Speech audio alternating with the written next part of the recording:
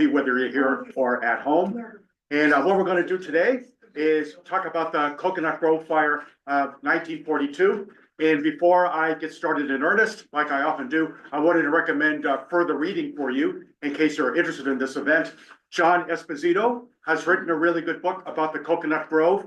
You can easily find that online just under John Esposito. And the other book I like is by Stephanie Shoro, who's written a bunch of books on Boston history. This, I think, is one of her best books. So you can't go wrong with either one of those. And just to maybe remind you again, we're also going to have a session next week on the Andrea Doria disaster. That takes us into the 1950s. And then we'll all be in a mood to talk about the blizzard of 78 and compare notes by the time I see you in 2 weeks. So let's get started with today's lecture. So imagine you were to go into downtown Boston these days. You are on the Public Garden, go a little bit south on Arlington Street. You pass Stewart Street, Columbus Avenue, you keep going south on Arlington, and eventually on the left, you see Piedmont Street. Take a left on Piedmont Street, and what you see after just maybe about 10 or 15 steps is this building here. That's a modern condo building, went up about 15, 20 years ago, and that is now on the site of the Coconut Grove. You can get about a $4 million condo there these days. There's about 8 of them. But that's not what you would have seen in 1942. What you would have seen in 1942 is this building here. That is the Coconut Grove nightclub. Take a look at the way that building is arranged, the look of the building. Can you tell what that building originally was before it became a restaurant in 1927? Garage? Yeah, that's right. This was an old garage put up just after 1900. And it served as a garage, kind of a storage facility for a while, until it was made into a restaurant in 1927, functioned as a restaurant during Prohibition for a little while, and then it was taken over by a notorious gangster named King Solomon, who we'll get to in a little while. Charles King Solomon wanted this to be patterned after one of the most famous nightclubs in the world, and that was the Coconut Grove in Los Angeles. Here you see the Coconut Grove in kind of a blurred image. That's where many of the Academy Awards were broadcasted from over the radio in the late 20s and 1930s.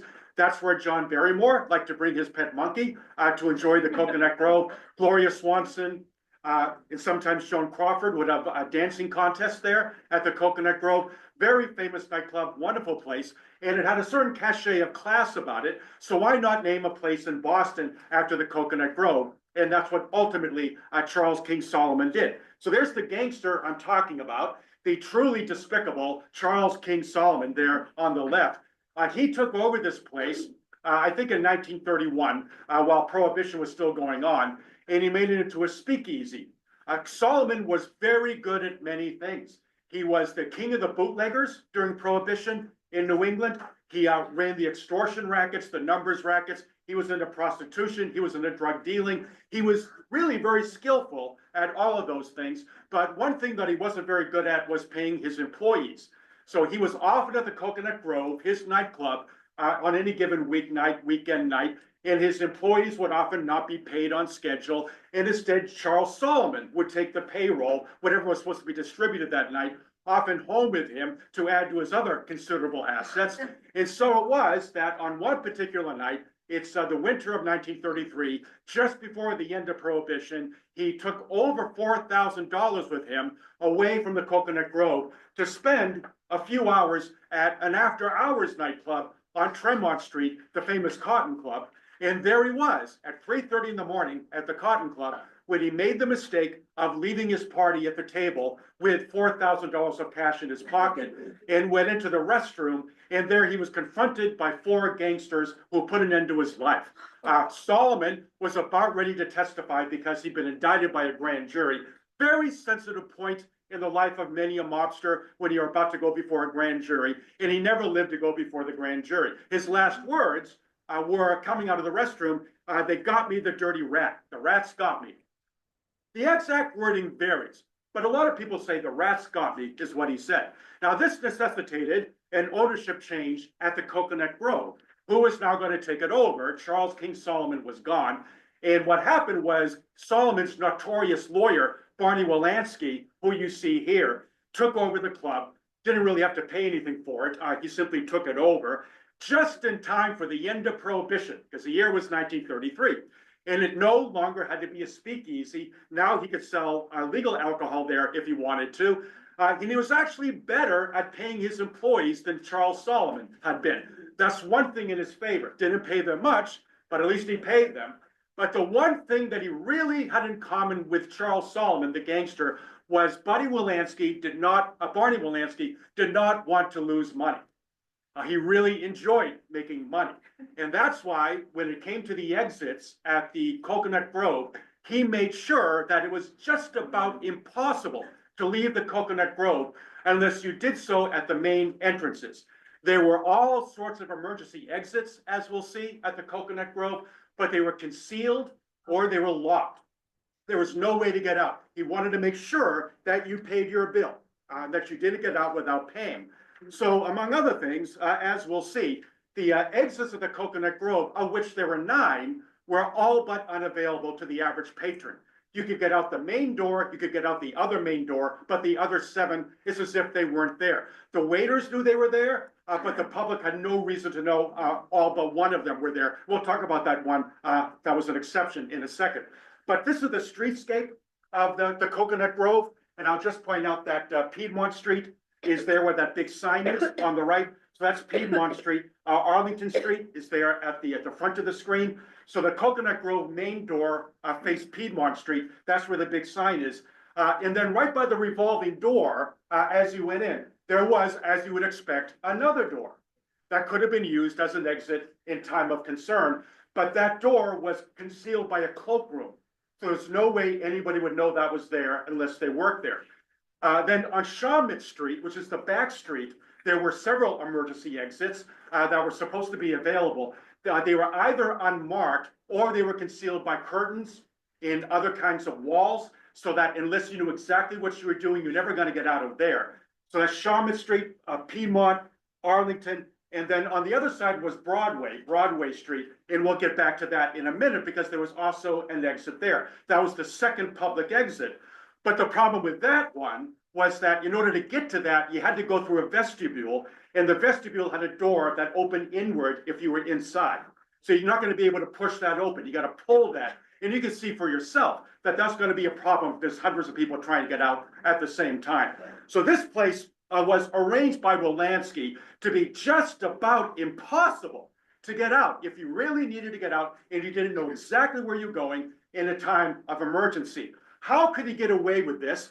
There are various theories about this, but what Wilansky would sometimes tell people when they would complain about the state of fire preparedness at the Coconut Grove was that, don't worry about it, I'm friends with Morris Tobin, who's the mayor of Boston. And Wilansky really was friends with Morris Tobin, the mayor. And there you see Tobin there. But I'll just give you an example. This is supposedly an exit door, an emergency exit door, but you would never know. First of all, it's blocked off, it's not marked. So if you were an employee, maybe you'd know. Chances are, though, you wouldn't if you were any kind of a patron. And there's the way the Coconut Grove looked in front at the time of the fire in 1942. Tobin, in fact, Mayor Tobin, there he is, was a regular visitor to the Coconut Grove nightclub. You could find him there now and then. His favorite hangout, though, was at the Circle Lounge in Cleveland Circle, which was owned by Barney Wilansky's brother, Jimmy Wilansky, who we'll get to in a minute. So all these guys are kind of connected.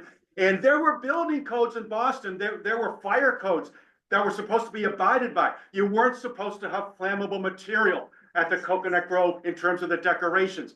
The place was covered with flammable decorations.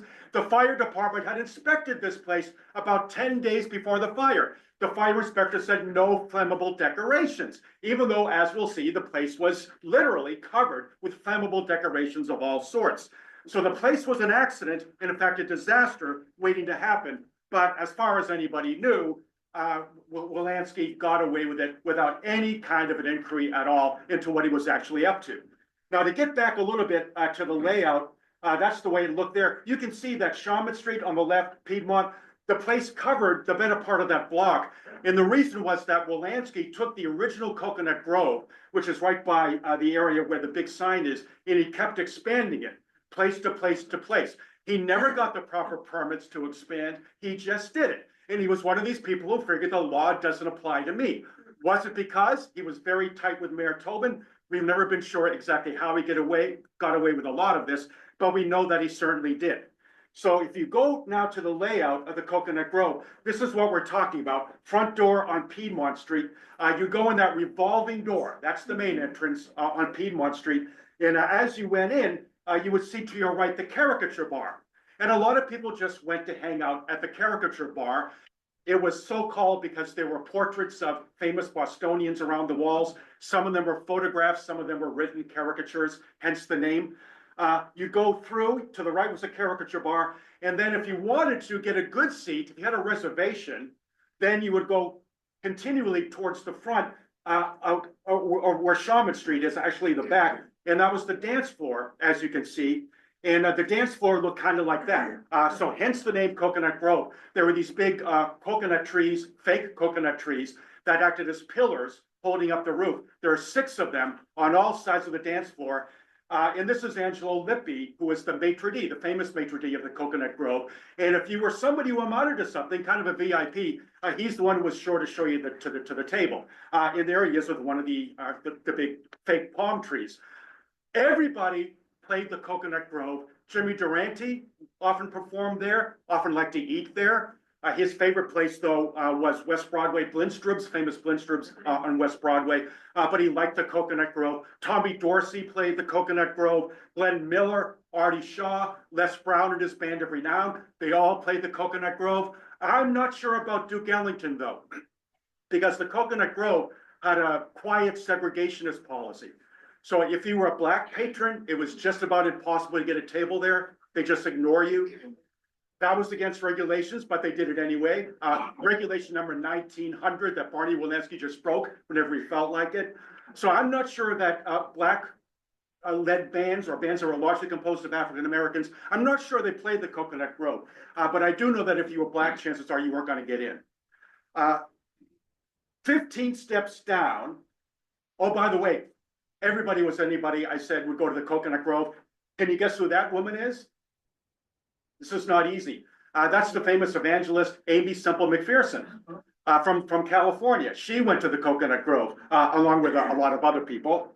And this is kind of the way the dance floor looked like. You see those palm trees on all sides, imitating the Coconut Grove out in Los Angeles. So it was supposed to be a place that was kind of exotic, a place like none other in Boston. And to make it really unique, if you were dancing on just the right kind of night, if it was the summer, temperature wasn't too bad, there was a retractable roof on top. So you'd be dancing under the stars at the Coconut Grove, surrounded by those palm trees.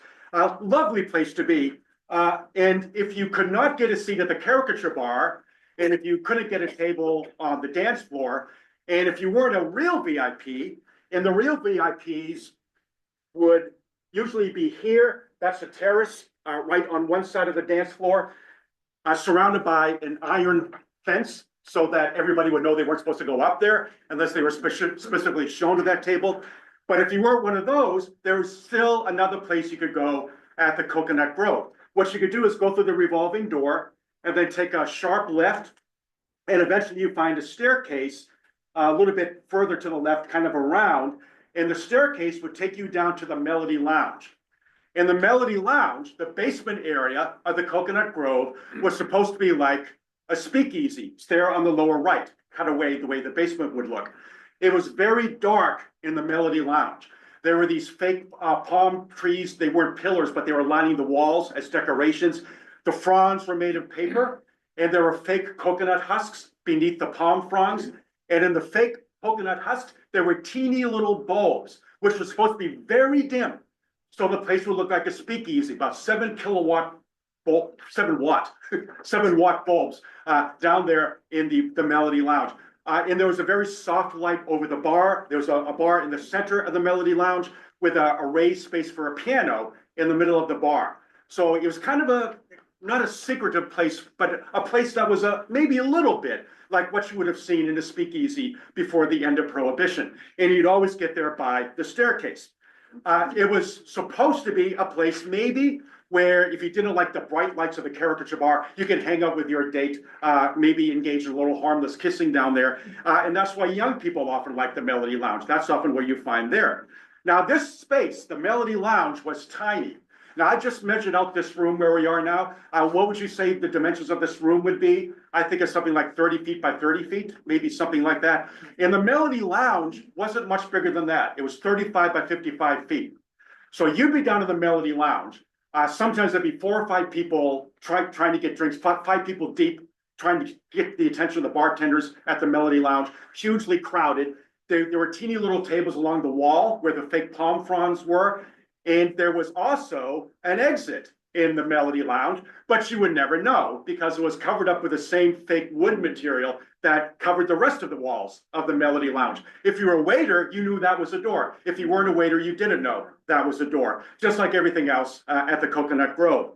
So we have the Melody Lounge, Caricature Bar, and the dance floor, and those were the 3 main spaces at the Coconut Grove. Only about, I'd say, 9 days before the fire, there was another cocktail lounge that was opened at the Coconut Grove, and it's that place on the top of the screen to the right. And that's the New Cocktail Lounge, or the Broadway Lounge, called that because it opened up on Broadway Street. And that place was not supposed to be open at all. It had not gotten the permits to actually begin to be occupied by patrons and bartenders. But that didn't matter because this was Barney Wilansky, and why not ignore this other rule because he ignored everything else. So there was, and this was perhaps a reason for some hope, an exit door right on top of the staircase leading up from the Melody Lounge. So you had the inaccessible cloakroom door, you had the revolving door, and right by it, there was an exit door. And guess what? It was actually marked exit, just the way it was supposed to be marked. And there was also a panic bar. And we've all seen this kind of thing. Every single public building you're ever going to go in has got a door where you can always open from the inside. It's locked from the outside, but they got the bars in the middle of the door. You just push them open, and that way you can get out if you need to. And there was a panic bar on that door. Not a bad idea. In fact, it was a great idea. The reason there was a panic bar on that door was because back in 1903, there had been a terrible fire at this theater, the Iroquois Theater in New York on Randolph Street. That was a state-of-the-art theater. Eddie Foy was performing one night in 1903, capacity crowd, 1,700 people at the Iroquois Theater in Chicago. And then all of a sudden, a little fire started up in the rafters and it began to spread. And they put down the curtain, but the curtain, which was covered with asbestos to block the fire, only went partway down. And that meant the fire found its way out into the audience and especially up into the gallery, the balcony, where people madly tried to get away, but they couldn't because there were iron gates. Because they didn't want people in the balcony getting down to the good seats on the floor. So people were struggling to get over those gates, and eventually some of them got over, most of them got over, but they couldn't get out because the exit doors weren't properly marked and they weren't properly arranged. And after that fire, rules went out all across the country, beginning in Chicago and elsewhere, that if you're going to have fire exits, you got to mark them as exits, fire exits, and you got to have a panic bar so people can push them out and you can get out. And so because of that fire, in which 602 people died, 602 people died because of that fire, the Coconut Grove and many other places had panic bars. There was only one problem. Wilansky didn't want you using the panic bar to get out without paying, so he locked it. Oh my God. It was locked, so there was absolutely no way to use it. It was useless. And that's the way things were as of November of 1942. And the Coconut Grove was often very busy. It was the place to be seen. Everybody who was anybody went to the Coconut Grove. As I said, that's where many of the best bands, if not all of them, were able to play. And everybody knew about it. Everybody knew about the Coconut Grove in Boston, notorious bar and a very popular one. And in the fall of 1942, it was thriving. And one reason it was thriving was because Boston was thriving. The war was on. Boston had been in decline for 20 years, mostly because of the horrifyingly inept policies of Mayor Curley. The city of Boston was a has-been city. And it would be a has-been city until about the 80s, really, until World War II. World War II had a temporary revival in the city of Boston. And one reason was that Boston was a port of embarkation, second only to New York on the East Coast. And if you were going to Europe, chances are you'd be leaving from Boston.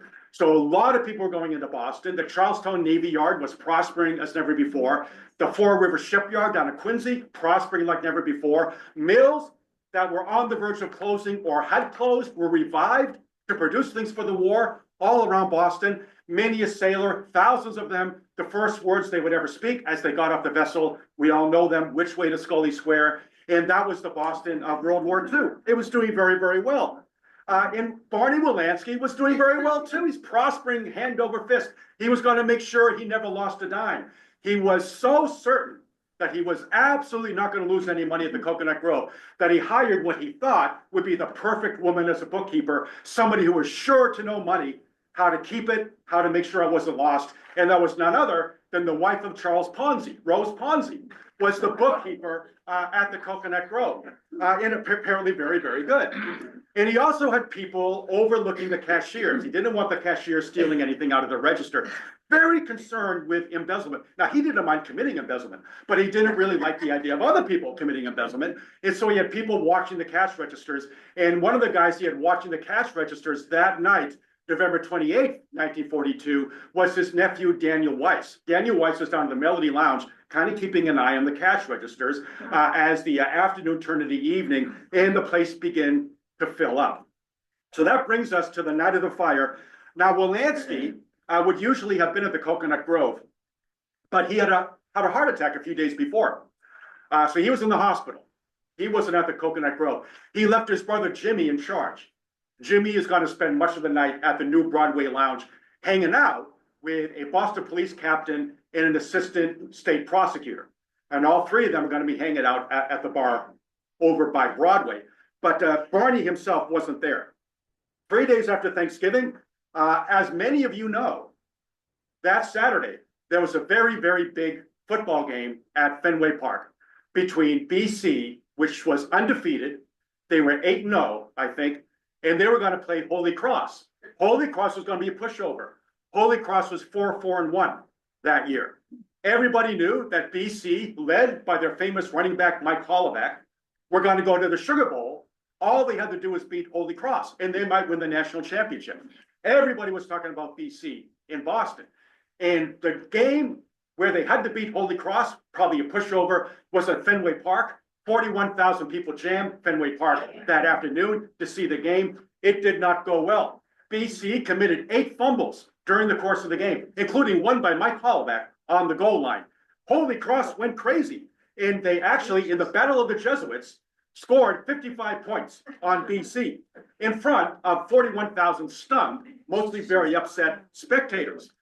The thing that a lot of people think they know about the Coconut Grove fire is that Holy Cross had just done the best favor Holy Cross ever did to BC, because a lot of people were planning to celebrate the surefire BC victory that night at the Coconut Grove.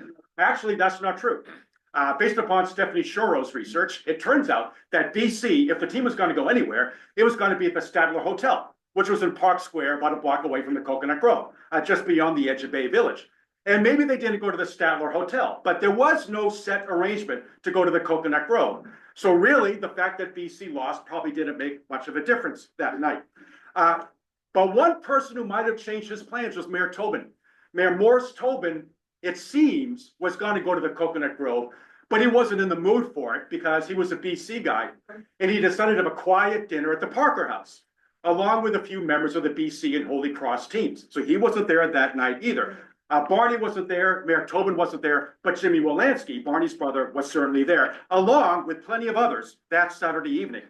And as a matter of fact, this nightclub, the Coconut Grove, which was never supposed to have more than 460 people, based upon the fire codes and what they'd agreed to abide by, probably by about 9:30 that night, had more like 1,000 people crammed in. Wow. Melody Lounge, the dance floor, they had to put extra tables up on the dance floor to accommodate people. The Broadway Lounge to the right, maybe 1,000 people at the Coconut Grove, hemmed in so that not only were people having to go kind of sideways to get around wherever they needed to go, they were eventually in the cloakroom piling up the coats on the floor because there was no room to hang them up. Maybe not so good if there was ever going to be a fire, but that's what they felt they had to do. That night at the Coconut Grove, down in the Melody Lounge, the fake kind of airsat speakeasy, playing piano that night was this woman here, 25-year-old Garitzia McClone of Dorchester, better known by her stage name of Goody Goodell. So she was playing the piano down in the Melody Lounge. I'm not sure how many people could have heard her. Down in the Melody Lounge, there are reports based upon witnesses that in that little space, maybe not much more than the space we're sitting in now, there could have been maybe 300 people down there. That to me sounds literally impossible.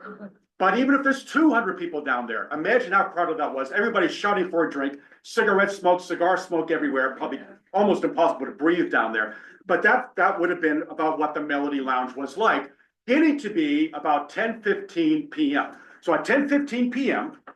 at the Coconut Grove, the band, Marv Alpert's band, was about to go on. They were on stage. They were about to go into the Star Spangled Banner, which was the signal for the second big set to begin. A singer named Dottie Miles was also there around the dance floor. She was hoping pretty soon to get an audition with Jimmy Dorsey. She was only, I think, 17 years old, but she really thought she had a great future. And I think sometimes she would fill in for singers and sing at the Coconut Grove as well. So maybe she was hoping to get a chance to sing a couple numbers there. And meanwhile, in this very crowded nightclub down in the Melody Lounge, Goody Goodell was beginning to break into White Christmas, which was the #1 song in America in November of 1942. So she was beginning to sing White Christmas. Now, off to the side in those fake wood paneled walls where the tables were, there was a sailor who was out on a date. And he was maybe getting a bit chummy with his date. And he decided that in the dimly lit Melody Lounge, maybe there was too much light. What he seems to have done is he reached up to the coconut husk, the fake husk, and he unscrewed the little 7-watt light so that it just went out. And the bartender, who was right by Goody Goodell as she was breaking into White Christmas, saw that right away. And he knew Barney Wilansky had ordered, you can't let people be screwing out those light bulbs. So he shouted to the busboy, this man here, Stanley Tomaszewski, who was 16 years old and should never have been working behind the bar at the Melody Lounge. He was actually serving drinks at the age of 16. One more regulation that Barney broke. But the bartender looked at Stanley, said, Stanley, go screw in that light bulb. We can't have people screwing out the light bulbs. So Stanley left the bar. Now it's 10:15. Goody Goodell was singing White Christmas. And he got over to the table where the sailor was. And he very politely leaned over and he explained to the sailor, I probably had to raise his voice, but he said to the sailor, you know, it's pretty dark in here anyway. We can't have people unscrewing the light bulbs. So I'm going to have to screw this back in. And so he reached up to where the corn husk was. But remember, it's dark. And he can't find the bulb. He can't find the thing to screw in. So what he did was he took a match and he lighted the match. And with his right hand, he's got the match. And with his left hand, he found the bulb and he's beginning to screw the bulb in. At that point, nobody has ever completely established what happened. But the leading theory, although there never was an official finding, was that part of that flame from the match that Stanley was holding in his right hand probably attached itself to one of the paper palm fronds. Because the next thing anybody knew, and Stanley threw the match down, he's stamping it out on the floor, but the next thing anybody knew, the paper seems to have caught fire. Stanley noticed it, others noticed it. Stanley began pulling at the paper to put the fire out. The bartender leapt over the bar, he began to help. However, they hadn't gone far before the flame emerged from the paper and began hitting the fabric of satin, blue satin, that lined the ceiling to give the Melody Lounge kind of an exotic look itself, blue satin on the ceiling. At about this point, we're only a few seconds into the flames, people began seeing it. Some of them began laughing. Others decided to go up that 15-step staircase from the Melody Lounge to get upstairs. We know that one woman, who might have been the first one up the stairs, as soon as she saw the flames, really wanted to get up to the cloakroom because she had an $800 leopard skin coat up there. And she wanted to make sure she got that and got out if there was going to be a fire. So a few people who didn't want to take a risk, within seconds of the palm frond lighting up, they began to go up the staircase. Others didn't think it was much of a big deal until a few seconds later, it did attach itself to the satin fabric on the ceiling. And from the ceiling, it began to spread very quickly across the ceiling of the Melody Lounge. The satin was right underneath a concrete ceiling, but the fabric covered the entire place. And pretty soon, bolts of flame began coming down from the ceiling to the hundreds of people who were all around the bar at the Melody Lounge. And that's when people began madly trying to get up that staircase. Stanley, because he was a busboy, he knew about that exit in the back that was concealed by the wood paneling that nobody else could actually tell was an exit. He began trying to get people over there, and he began going in that direction. Goody Goodell, she knew about that exit. She did the same thing. She left from the piano, grabbed her friend, one of the cashiers, and began going as fast as she could towards that exit that was really covered, camouflaged by the wood paneling. She wanted everybody behind the bar to follow her, but the main cashier behind the bar was a woman named Catherine Sweat, and she had promised Barney Wilansky she would never leave the cash register. So she stood by the cash register, and there she died. She died at the cash register. However, most people had no idea that was an exit. And they didn't follow the instructions of people like Stanley because they didn't think anything was there. They did the thing that would probably occur to you. They knew one way down, and that means they only know one way up. And that's the staircase. So what happened was they began madly going up the staircase. This, by the way, is the area by the Melody Lounge where we think the palm caught fire. See the little corner up there where there's still remnants of the old palm tree? And you can see the wood paneling. I think it was fake wood, but it looked wood. That's lining the walls. And there's the staircase. So that's where everybody is now running from the Melody Lounge. They're trying to get up that staircase. They began falling in their haste. People began running over those who had fallen. Some people got to the banister, and they're trying to just go up the banister like this because they can't get up the staircase now. It seems to be blocked. And it was such a scene of jumbled confusion over the next minute or so that many could not get anywhere near the staircase. And several began to collapse from carbon monoxide poisoning. If you died in the Melody Lounge, that's probably how you died, carbon monoxide poisoning. Daniel Weiss, who was the nephew, he's the one keeping charge of the cashiers, making sure they weren't stealing anything. Daniel Weiss was one of the few who knew what to do. He took one look at that staircase. He didn't think he was going to get up. He saw others going towards the far wall. He didn't think he was going to make it. And so he plopped himself down, got a wet rag, put it over his nose, and got to the very bottom of the bar. And he survived the fire. And anybody who did something like that had a decent chance of surviving. But most people didn't know to do that. They're trying to get away any way they can. So here we are about a minute into the fire. Now it's about 10:16, 10:17 p.m. And what happened was all those flammable decorations had caught fire in the Melody Lounge, especially near where the staircase was. And the fire now did what you would expect a fire to do.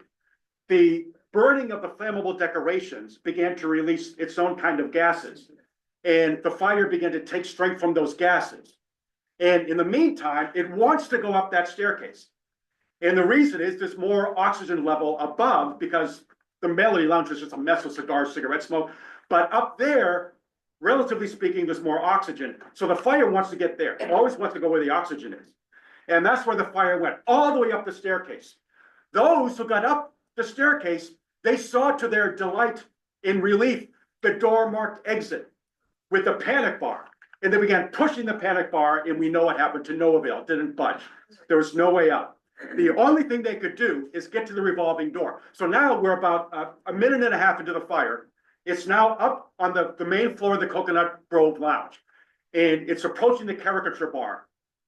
And it's right by where the revolving door is as well. That's the only place anybody knows to get out. So anybody who could now got to that revolving door, and within seconds, of course, it was clogged with bodies trying to push their way in, out onto Piedmont Street, any way they could get. People were pushing to the revolving door. Anybody who got outside were pulling people, trying to get them on to Piedmont Street. And what happened was part of the door collapsed, which sounds like pretty good news. Maybe now more people can get out. But it was not good news because the oxygen outside on Piedmont Street now pulled the fire that way, and it engulfed much of the revolving door. So we are now in the middle of a catastrophe, 2 minutes into the fire. by the caricature lounge in the revolving door. Where was the fire now going to go? It's going to go that way towards where the revolving door is, but it's also going to go towards the greater space of the dance hall. So that's where the fire next went. So here on our diagram, you can see it is now covering the caricature bar in the revolving door, and it also went to the left, approaching all those flammable decorations in the dance hall. One thing that did not help, one thing that made sure this thing was going to keep spreading, was that up where the revolving door was by the caricature bar, there were a couple, at least, ventilation fans. And the fans are going like this.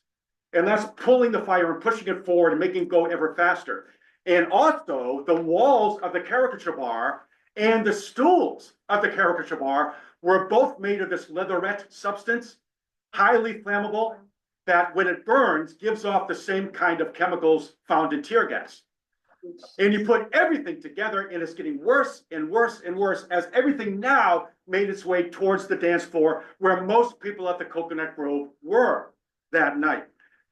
Luckily, waiters now, we're about 2.5 minutes into the fire, who saw this developing disaster, knew, if you see on the left, there was an exit. Now, it was hidden by curtains, so you wouldn't know that if you were just going to the Coconut Grove, but the waiters knew about it. So they madly rushed across the dance floor, and they opened the doors by where the curtain was. So anybody in the dance floor who could now made their way to that exit, which was actually kind of hopeful, except at exactly this point, 3.5 minutes into the fire, all the electricity went out. Complete darkness. So imagine the panic. Imagine the fear. It's dark. You don't know where you're going. People are pushing and pulling. You're breathing in the smoke. The flames are all around you. And the only way out is that way. But how do you know? Because all the lights are out. Dottie Miles, the singer, she tried to get to that door. She fell over. Her last memories being trampled upon by people. And if you were up there on the terrace, it was hopeless. Everybody in the terrace died, including that man. And that was one of the celebrities who died that night at the Coconut Grove. That's Buck Jones, a pretty well-known Hollywood actor, a cowboy who had just signed a very lucrative endorsement deal with the Daisy Rifle Company, the airgun company. And he was celebrating his various aspects of success at the terrace.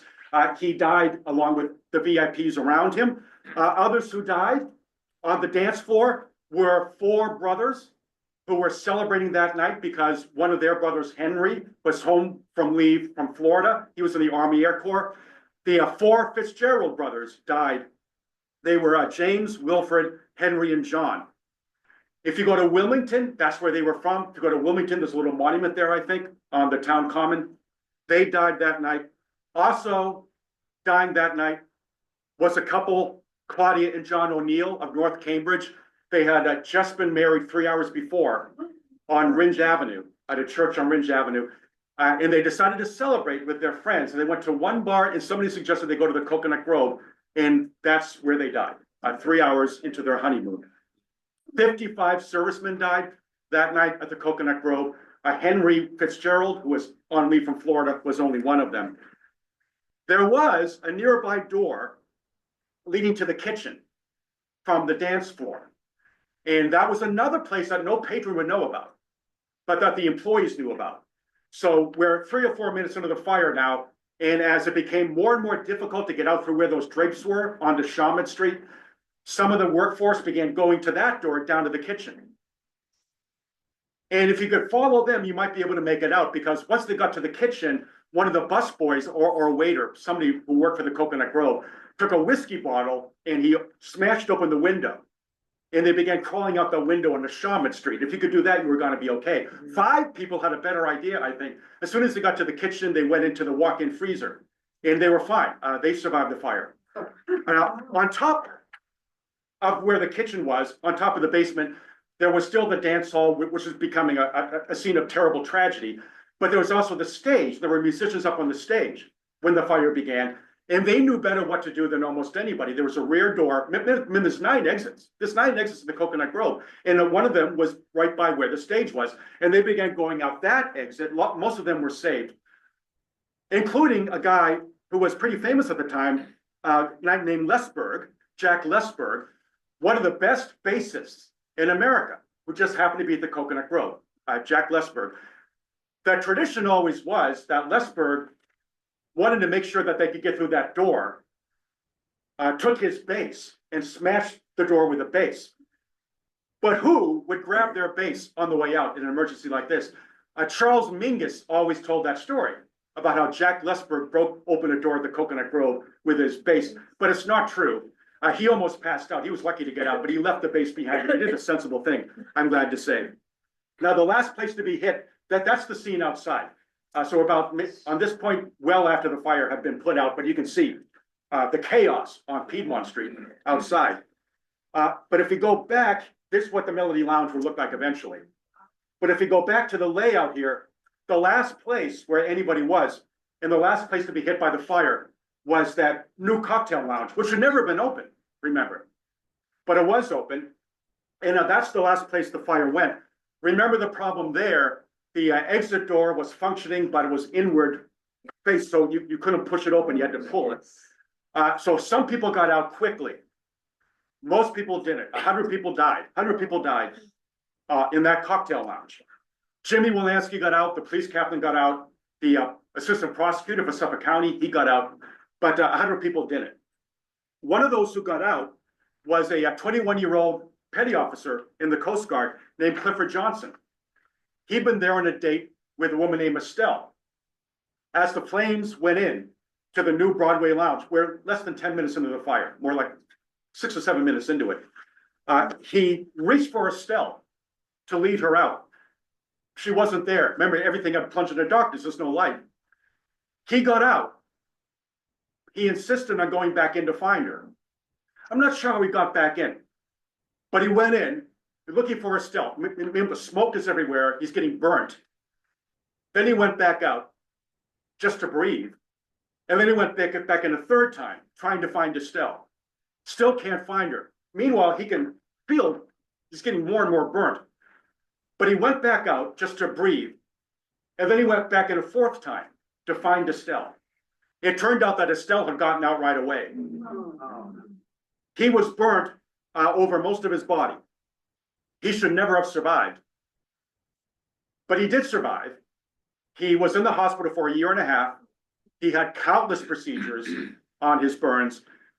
He was in such pain that at one point, Clifford Johnson's friend was there, and Clifford Johnson said, "Next time you come, bring a loaded gun and leave it with me." That's the kind of pain he was in. But he ended up not giving up. He got out of the hospital on his own speed. He married a nurse that he met at the hospital. He had a good life until at the age of 36, he was in a car accident and he died by the fire in the car accident. In the car. Oh my God. The fire had started at 10:15. By about 10:25, things were, if you could call it that, looking a bit better at the Coconut Grove, because the one piece of luck that whole night was that the fire department showed up right away. And the reason was that there was a car fire at the corner of Stewart and Broadway. And they were already putting out that car fire. There was already a crew there when all of a sudden somebody yelled the smoke from the bar.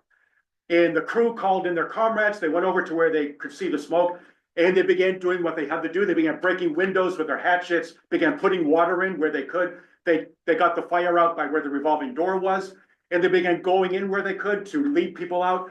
So what happened was that probably by 10:25, there wasn't much of a fire at all. It was contained. They put a lot of it out. Some of it was still smoldering, but it was mostly contained within 10 minutes by the fire department. And they were eventually scads of firemen all around the Coconut Grove. And it became a rescue operation by a little after 10:30. And they began going in and taking out those who they could. Many of whom went to the hospital. 170 people went to the hospital. Others just got out without being injured. But as we'll see, it was too late for eventually 490 people. Wow. So they either died at the Coconut Grove or they died in the hospital.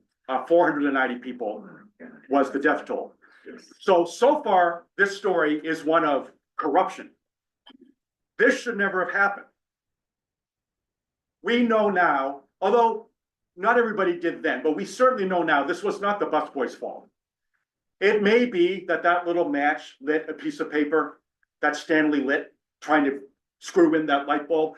It could be that that's what happened. But even if that had happened, 490 people should never have died at the Coconut Grove. There should have been a clearly marked exit down there in the Melody Lounge. People should have been able to get out that way. They should have been able to get up those stairs. The flammable materials all around the bar should never have been there. There were regulations against those kinds of materials, even in 1942. You weren't supposed to cover bars, public places like that, with flammable materials everywhere you looked. They should never have been there. Those leatherette materials should never have been used. There should have been fire exits, not just clearly marked, but unlocked for people to get out. Very basic stuff would have saved just about everybody that night at the Coconut Grove. But Barney Wolanski was a guy who didn't much care about that. He did care about money. And he cared so much about money that a catastrophe that should never have happened. The third worst death toll in American history from any building fire. Coconut Grove is number 3. The Iroquois Theater in Chicago is number 2. And number 1 will always be probably 9/11. So many died in the fire of 9/11. But those are the top 3. So this is so far a story of disaster, incompetence, corruption, greed. As I said, and this is the way it looked after the fire. But after the fire is when the story changes. And it becomes a different story entirely. If you were a survivor of the Coconut Grove and you were seriously burned, a lot of people had smoke inhalation problems as well, but the burn victims were the ones that really needed immediate attention, of course.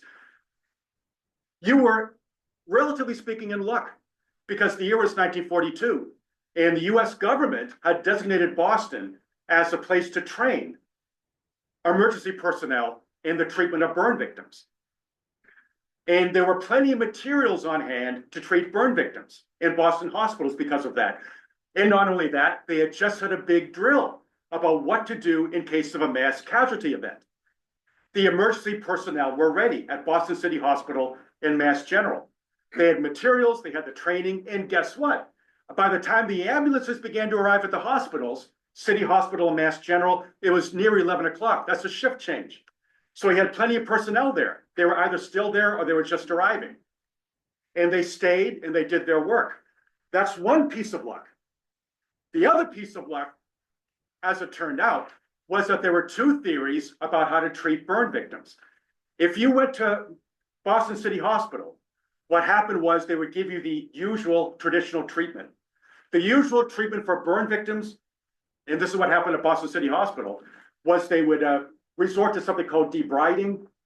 So they very painfully start scraping off the burn tissue from your body to get rid of the blisters, if it was a second-degree burn, for example.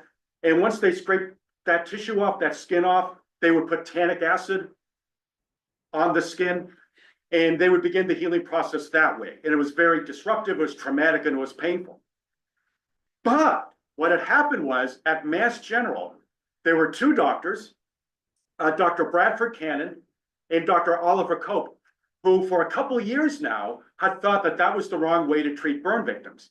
Their idea was, instead of debriding, scraping off the skin, why not put compresses, cold gauze bandages, loose bandages on the burn area, leave them there, because one thing that will do is maintain the blisters. And Cope's idea, Cannon's idea, was the blisters had liquid in them that would act against infection. So if you want to avoid infection from heavily burned areas, leave those blisters there for a while.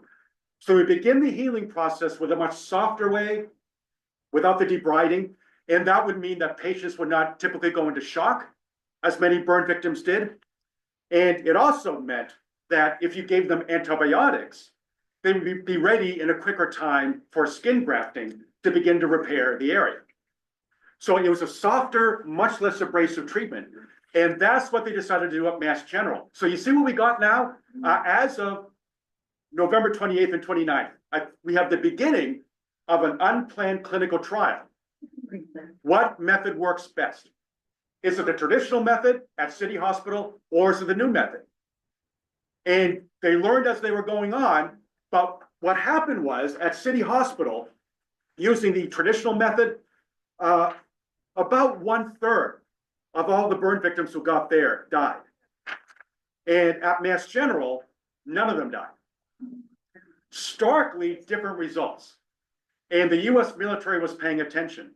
And after that unplanned and tragic clinical trial, which showed in real life practice what actually worked better, the US Navy and the Army adopted that treatment, and nobody will ever know how many lives were saved. In the Pacific, especially, where burns were a terrible problem, with the Japanese attacks on our ships, nobody will know how many lives were saved because Cannon and Cope's method was proven to be the right one. So in 1942, if you got to a hospital, you got maybe 35%, 40% of your surface burned. Chances might have been 50-50, maybe worse, that you'd survive that. But with this new method, and a variation of it is still used today, you can be burned over 90% of your body. Chances are you'll survive. Because Cannon and Cope were right, and now we knew it. So that happened. Now here's the other thing that happened. Not only did the aftermath of the Coconut Grove lead to breathtakingly more effective reforms in burn treatment, but paying attention to the terrible disaster was this woman, noted psychiatrist Alexandra Adler, who was in Boston, had been living in Boston for a while. She saw this as an opportunity in the ensuing months after people who were injured got out of the hospital, or those who just survived the disaster without much injury. In the ensuing months, she sent them questionnaires. And she had about like 3 dozen, 4 dozen respondents who would write back in with these questionnaires. How are you feeling? Do you have any symptoms? How is your outlook? She was interested in their mental capacity after this terrible disaster. And she noticed, reading these questionnaires, that many of them were suffering anxiety, bad dreams. They didn't like going to sleep. Many of them feared for the future. And she began putting those symptoms together. And she was one of the very first to actually put together a way to clinically diagnose and identify what we now know as post-traumatic stress syndrome. So a lot of the research for post-traumatic stress syndrome comes from World War II and from the work of Dr. Adler with those who survived the Coconut Grove. That's another result of all of this.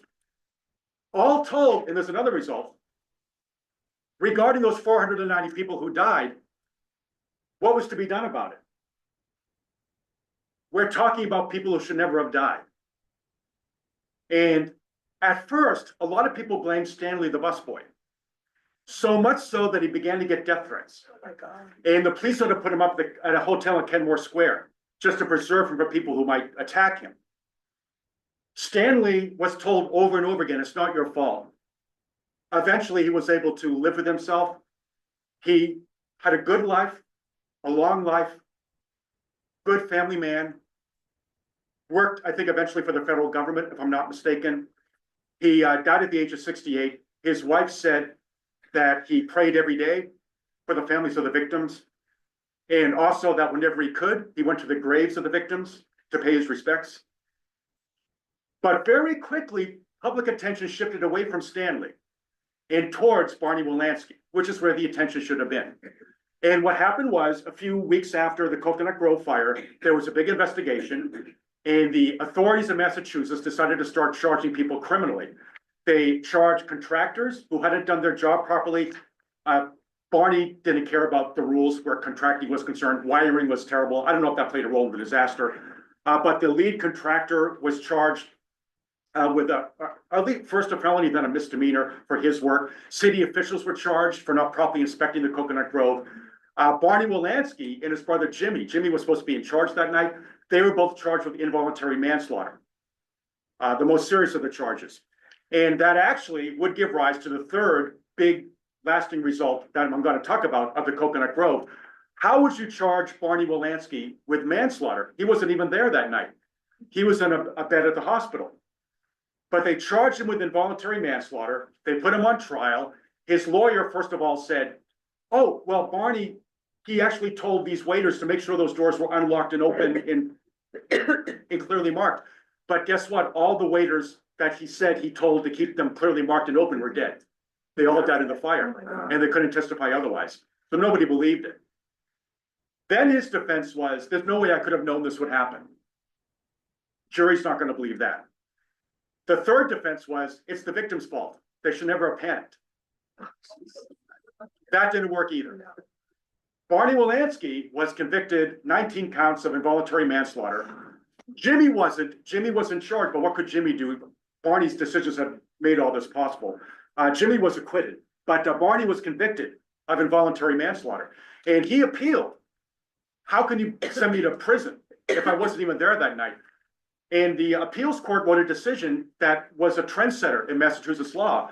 And what that opinion said was, if you operate a public accommodation, restaurant, nightclub, hotel, if you operate a business open to the public, then you have a responsibility, a duty of care to take all necessary precautions to avoid foreseeable injury. And he could foresee, obviously he could foresee, if you can't get out the exit doors and there's a fire, people are gonna panic, and this is what's going to happen. And because he could foresee that, according to the court, he was properly convicted of involuntary manslaughter. And to this day in Massachusetts, that's called the Wolanski rule. And the Wolanski rule was applied in Rhode Island at the time of the station nightclub fire, which 100 people died because there were flammable materials there that shouldn't have been there. It was overcrowded, just like the Coconaut Grove. And there were manslaughter convictions there as well, based upon the Wolanski rule. So that's the third major result. Barney Wolanski was convicted, sentenced to 12 to 14 years in prison at the Norfolk penal colony. Morris Tobin, who a lot of people think allowed him to get away with all of this because they were buddies, the mayor of Boston. Morris Tobin escaped all indictment. Nobody else spent any prison time because of this. And when Barney, while he was in prison, came down with cancer, bad terminal cancer, Morris Tobin, by then governor of Massachusetts, pardoned him and let him go. And he died within a few months after leaving the Norfolk penal colony.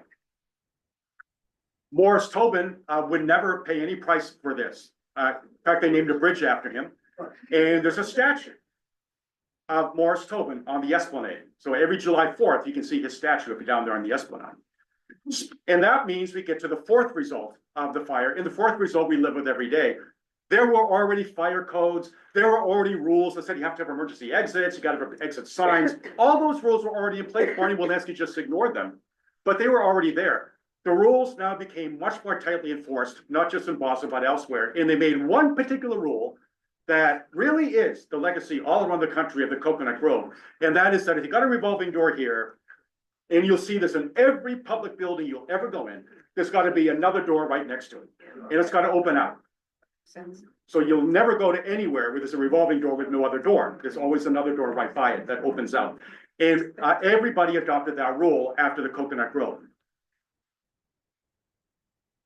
Many survived it. There were about 1,000 there, remember, way more than there should have been. But of course, the way things go, there were fewer and fewer survivors as the years went on. The last person to die who had survived the Coconaut Grove fire is the man in the middle, in the picture you see there. And that's Bob Shumway. Bob Shumway was, I think, 17 at the time of the Coconaut Grove. He fought with Patton's Third Army, came home, had a profession, retired to Florida. Yeah, he only passed away, the very last survivor, in November of 2025, just a couple months ago. I mentioned Dottie Miles. Dottie Miles was the singer. She was only 16. And she had a career ahead of her. She was about to audition for Jimmy Dorsey. Last we saw, she had fallen down on the way out to get to the rear exit on Shawmut Street. Next thing she knew, she came conscious and there was a fireman pulling her away from the floor. She was rescued. Most of her clothes were burnt off. Much of her skin was burnt, but she was rescued.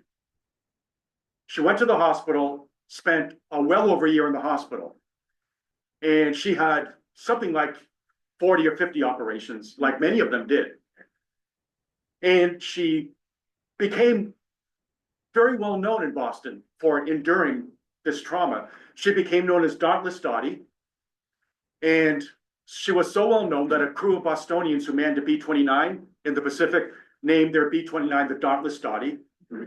She got out of the hospital. She was embarrassed now by the way her face looked after the burns.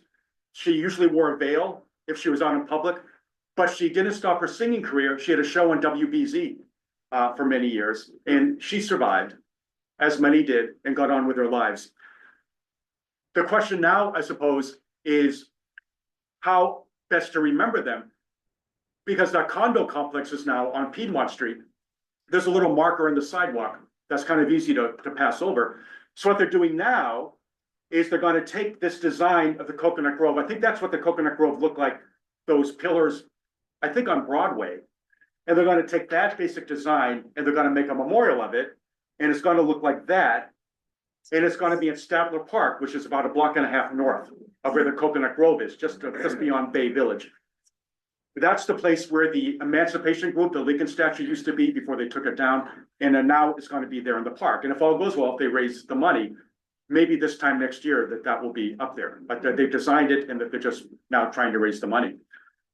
I did want to mention one strange little connection about the Coconut Grove. One thing that might have occurred to you is none of this would have happened at all, of course. Probably, maybe nobody would have died at the Coconut Grove if there'd been a sprinkler system. And nobody required a sprinkler system in 1942, but some people are surprised to know that they were available in 1942. They had been perfected, the modern kind of sprinkler system we know about, 30 years before the Coconut Grove. And they were invented in the early 19th century. An inventor had put together a kind of pipe that was perforated so that water could come down if necessary. And sprinkler systems began to be in use by the 1870s and 1880s. So they were available, but there was no requirement to have a sprinkler system. After the Coconut Grove, they became more and more common as requirements, but they certainly weren't available then. But the reason I bring it up is a strange little confluence of facts. The original sprinkler system was invented by a British officer named Congreve. And I wonder if anybody knows the significance of that name, Congreve. Congreve was also the guy who designed the rockets that were fired at Fort McHenry in 1814 during the battle that gave rise to the Star-Spangled Banner. Those were Congreve rockets, the rockets Red Glare. And Congreve designed the original sprinkler system. And the song that the band was about to play on stage when the fire got to the dance hall was the Star-Spangled Banner. Comes together. Somehow. So that concludes this lecture. This was preventable. There's not much you could do about the Portland Gale. There's not much you could do about the hurricane of 1938, but this should never have happened.